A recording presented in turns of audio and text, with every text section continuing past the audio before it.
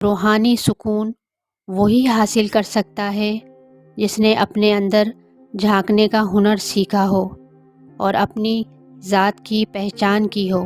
انسان کی فطرت ہے کہ جو اسے مل جائے اس کی قدر نہیں ہوتی، اور جو نہ ملے وہی دل کے قریب ہوتا ہے۔ دنیا کی چیزوں سے دل لگا لینا انسان کی تباہی کا باعث ہے۔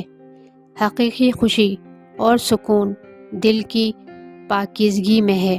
انسان کا سب سے بڑا دشمن اس کا اپنا نفس ہوتا ہے۔ جب تک نفس کی لڑائی جاری رہے سکون نصیب نہیں ہوتا۔ انسان کو آزادی کا اختیار دیا گیا ہے، مگر وہ خود اپنی زنجیروں میں قید ہے۔ درد کے بغیر زندگی بے معنی ہے۔ درد انسان کو اپنی حقیقت سے روشناس کراتا ہے اور زندگی کو نکھار دیتا ہے۔ محبت قربانی کا دوسرا نام ہے۔